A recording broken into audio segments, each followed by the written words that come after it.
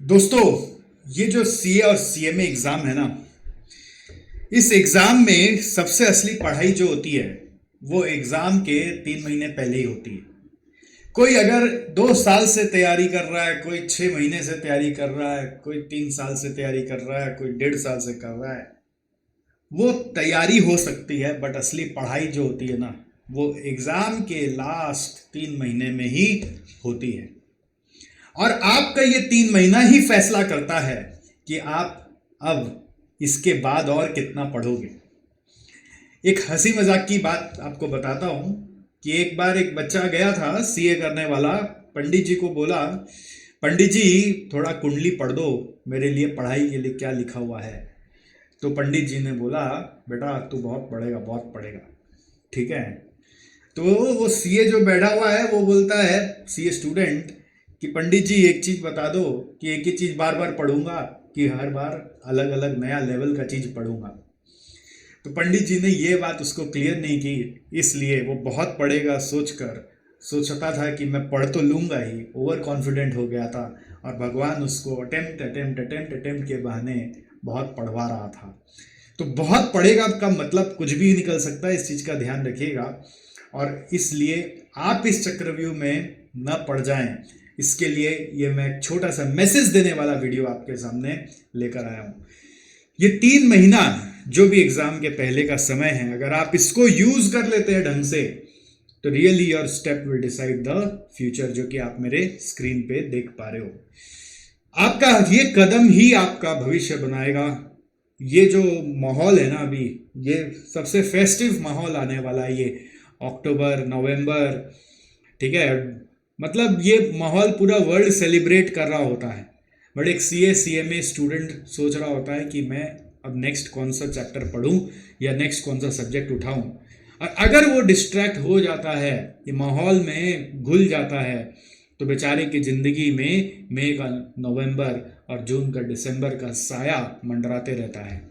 तो लिटरली अगर आप चाहते हो कि this is once and last for all, तो आप प्लीज थोड़ा सा कंसिस्टेंसी बनाए रखेंगे, फोकस से डाइवर्ट नहीं होंगे।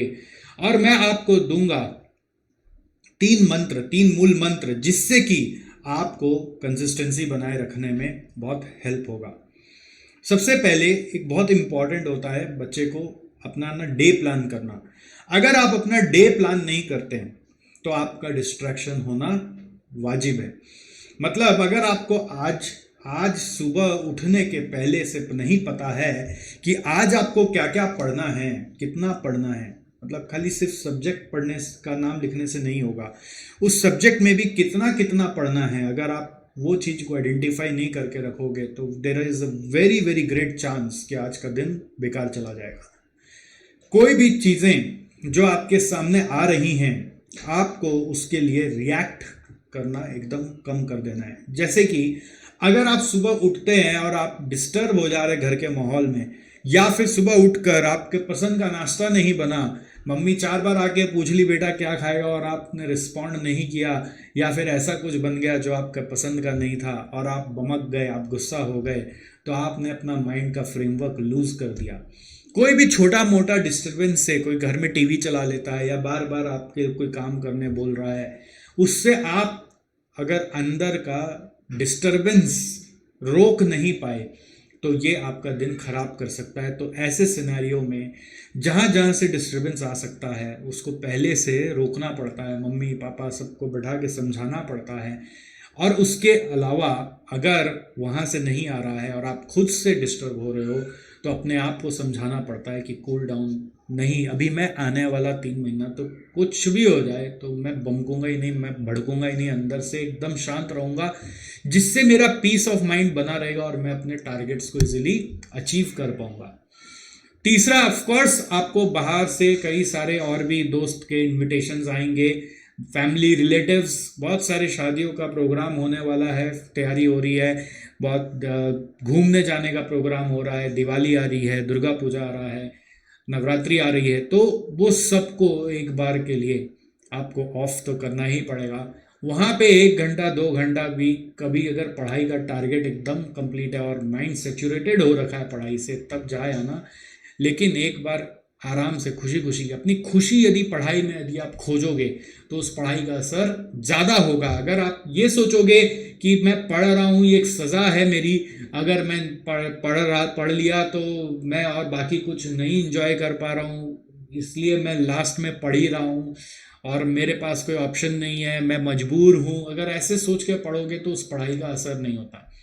जैसे खाना, अगर आप खाना को गाली दे के खाते बोलते हो हजम नहीं होता, वैसे पढ़ाई को भी कोस कोस के पढ़ोगे तो उस पढ़ाई का फायदा हम लोगों को मिलता नहीं है। हम लोग वो पढ़ाई जल्दी भूल जाते हैं। आपको जैसे कि जितना एंथुजियाज्म से आप अपने घूमने जाने का प्रोग्राम बनाते हो, आप कहीं फेस्टिवल्स में एंजॉय करते हो, आप कहीं रिलेटिव्स के जाते हो या फिर कोई फ्रेंड्स के साथ होते हो, जितना मस्ती अंदर होता है उस मस्ती के साथ यदि आप पढ़ाई को भी अप्रोच करेंगे, उस पढ़ाई से वैसे दोस्ती बनाएंगे, उससे याराना करेंगे, आप उसको इंजॉय जितना करेंगे, स्ट्रेस बिल्कुल नहीं लेंगे। जैसे दोस्त के साथ रहने पे थोड़ी ना कोई स्ट्रेस महसूस होता है, कहीं घूमने जाते हैं थोड़ी ना लगता है कि अरे बाप रे आप घूमने जाना पड़ेगा, ऐसा थोड़ी ना होता है। तो इस तरीके से यदि आप पढ़ाई के लिए आप ऐसा सोचेंगे कि वाह मैं पढ़ाई कर रहा हूँ, मजे आ गए, यस समझ में आ रहा है, जब जब कोई सम हो जाए वाह या बवाल मजा आ गया, जियो बेटा जियो, क्या क्या दिमाग चल रहा है। जब आप पढ़ाई के साथ वैसे प्यार मोहब्बत से पढ़ेंगे ना तो पढ़ाई भी आपको प्यार करने लगेगा और आपका एफर्ट जल्दी जल्दी जल्दी रिजल्ट्स में आपको आता हुआ दिखेगा। तो ये 3 मूल बातें हैं। दिन को बहुत अच्छे से प्री प्लान करो, टारगेट्स रखो अपने लिए, और सेकेंडली आप जैसे कि सुना मेरे साथ कि अपने आप को बमकाओ मत, दूसरों से बमको मत, और तीसरा पढ़ाई को भी प्यार करो, बाकी सबको एक बार जाने दो। बोलना भाई जिंदगी में बहुत सारी नवरात्रि आएंगी और वो हमारे टर्म्स के हिसाब से होगा। अभी की नवरात्रि तो क्या मैं आधा घंटा 1 घंटा कर लूँगा, फिर मज़ा तो पूरा कर नहीं पाऊंगा। हाँ रिफ्रेश होने के लिए ज़रूर आ सकता हूँ ब्रेक बोलकर, बट मैं पूरा रात तो वहाँ नहीं रह सकता। ऐसा जब माइंड बना लोगे, मेरे को तो अभी मेरे रात मेरे एक पार्टनर के साथ बितानी है, जो है मेरा सब्जेक्ट, अभी उसी से मेरे को नैन लड़ाना है, उसी से मस्ती करना है। तो जो करना है मैं यही करूँगा। अगर आप वो प्यार पढ़ाई के प्रति जगा दें तो पढ़ाई आपका हमेशा के लिए हो सकता है। जाते जाते 4 लाइनें आपको सुना देता हूं जिससे थोड़ा सा आपको और पावर मिले। तू रुकना मत, तू रुकना मत, सामने तेरी मंजिल है, तू रुकना मत, तू रुकना मत, चाहे कांटे बिछी हो तेरी राहों में, तू रुकना मत, तू रुकना मत, आज तक थक कर बैठेगा तो, आज थक कर बैठेगा तो कल खुद को कोसेगा, आज थक कर बैठेगा तो कल खुद को कोसेगा, सामने तेरी मंजिल है, तू रुकना मत। अभी ये मोमेंट तो असली भागने का है, असली पढ़ाई करने का, आग लगा देने का है, और ये मोमेंट पे यदि आप रुक गए तो चलेगा कैसे। अगर आपसे लंबा बैठा नहीं जा रहा, अगर आपसे फोकस नहीं किया जा रहा, तो खान पान पे ध्यान दीजिए, अपनी नींद पे ध्यान दीजिए। नींद बहुत ज़्यादा भी नहीं होनी चाहिए, इस चीज़ का भी ध्यान रखिए। हो सके तो जाके एक बार इनिशियली डॉक्टर से एक बार बेसिक चेकअप करवाइए। कई बार आयरन हेमोग्लोबिन की डिफिशियंसी के कारण भी फोकस हम चाह कर भी नहीं कर पाते हैं, तो अगर वैसा कुछ है तो अभी सही टाइम है जिससे कि आप रिकवर हो जाएंगे और अपने पढ़ाई के रिदम पर जल्दी आ पाएंगे। और इससे अलावा अगर कोई भी समस्या हो तो हम तो आपके साथ हैं। बेझिझक इस वीडियो को भी कमेंट में आप पूछिए मेरे से कुछ भी, तो मैं आपको हो सका तो हेल्प करूंगा। और जिसको ये ज़रूरत लगे कि इस मोटिवेशन की दरकार है, प्लीज़ ये वीडियो शेयर उनके साथ भी ज़रूर करिए। Wish you all the best. I hope आप इस बार पास कर जाएं और अपना और अपने परिवार का नाम रोशन जरूर करें। दिल लगा के पढ़ो, मन लगा के पढ़ो, पढ़ाई से प्यार करो। Bye bye, see you.